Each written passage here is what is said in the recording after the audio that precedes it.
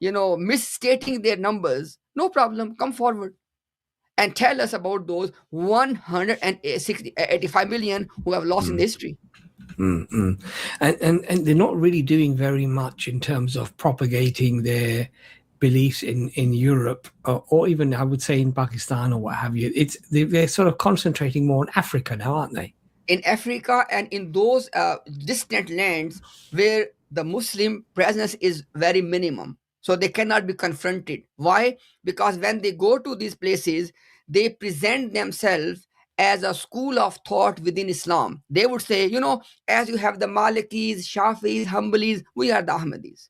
That's how they present themselves. Because I have spoken to people in Africa who became the victim of this thing, and they know nothing about them. They never ever tell them as first point that they have another prophet after Nabi Muhammad sallallahu alaihi wasallam, and these are the revelations of their prophet. For example, when we do our dawah work, we present Quran because we believe that Quran is that preserved revelation that was given to Nabi Muhammad sallallahu alaihi wasallam. Now my question is, Mirza Ghulam Qadiani, whatever he allegedly claimed to be receiving, they have compiled that in a book form that's called Tazkira, around 700 plus pages. My question is, why are you not printing that and give to the people? Why are you hiding that? And subhanallah, I have not seen, they can correct me, I have not seen on any of their dawah stalls, they have a small copy of Tazkira, that this is the wahi of our prophet. Go and read it. Because they knew this, that within this compilation of his wahi, there are so many absurd and bizarre things. If anybody will read that, only that one book, Tazkira, cover to cover, I am convinced he can never ever be part of this community after that. And if he's not part of that, he will never join them. Never. And is it true that they literally do have the records of each and every Qadiani? They have a special ID, and also they have to contribute a certain amount of money, and that has to be paid by each and every member. Is that correct? First of all, regarding every member of the community having a unique, it's called the Tajneed number. Because many people who left the cult, they are the witnesses. They have a unique number. So in every country, every place, they have a unique number for their members. That is for sure. They can never ever deny that. Number one. Number two, is that yes, something around 6%, then it goes around 40%, depending on how many types of contribution somebody is contributing to. It's the basic level is around 6%. Then it keeps moving from there. And Mirza Ghulam Qadiani said that if anyone who is claiming to be part of my community and not paying this compulsory donation for 3 months, he will be excommunicated because he's a hypocrite. Now, the point is, then it's not a donation. Then it is something equivalent to zakat, compulsory charity.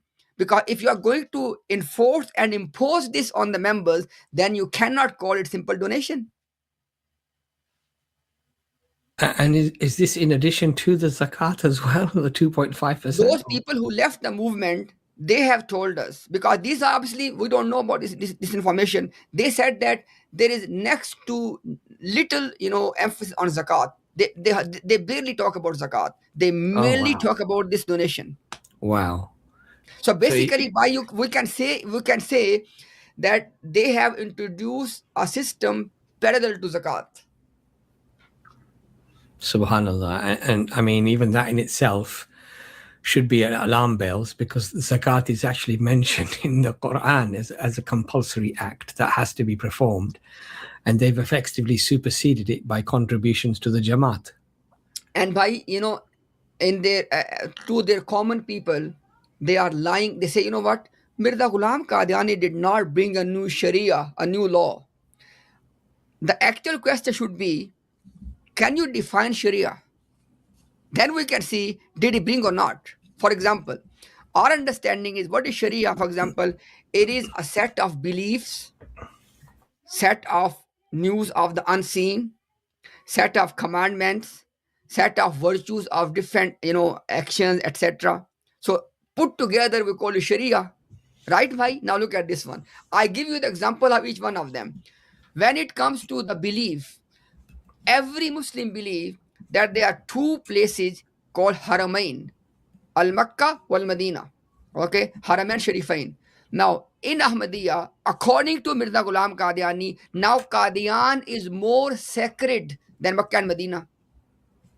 Now, if Ahmadi says, I don't believe this, it means that you are declaring Mirza Ghulam Qadiani a liar. And if you believe in this, it means that you have a new belief. You have given a status to another place which is not in the Quran, not in the Sunnah. That's one example. Just now, the example on the side of news of the unseen, for example. We have news of the unseen regarding Isa alayhi salam in the Quran and in the Sunnah. But there's zero evidence anywhere in the Quran and Sunnah that he was put on the cross or he died a natural death in Kashmir at the age Mm, of 120.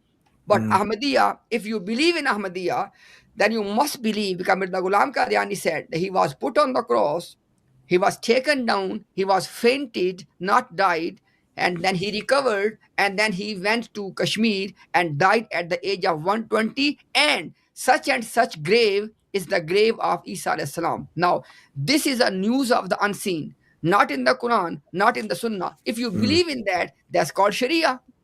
And mm, if you mm, reject that, you are declaring as a liar.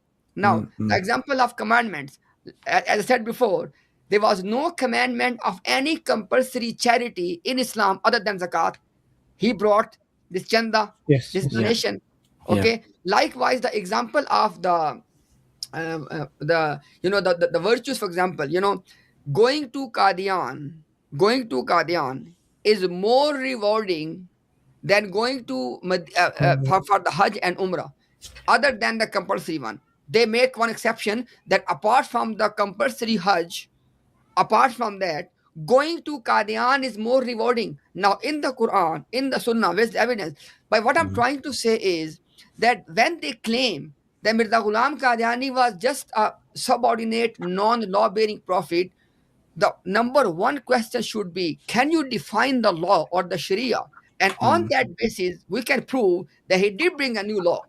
mm, And mm, last but not the least, by according to the son of Mirza Ghulam Ahmad, whose name was Bashir Ahmad M.A., the same son who wrote that book of official Jamaat position.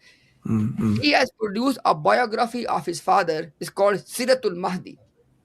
Now, in this one, he has given us a quote unquote a hadith of his prophet, or a narration about his prophet, that the first Ahmadiyya caliph said, this is very important now. He said, if even if Mirza Ghulam Qadiani would claim to be a law bearing prophet, we will still believe in him.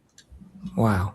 And then he So, said, then we will reinterpret the meaning of Khatam an Nabiyyin. oh wow. Okay. Now, the point is, if this is your position, why this drama of law Yes. bearing, non law bearing?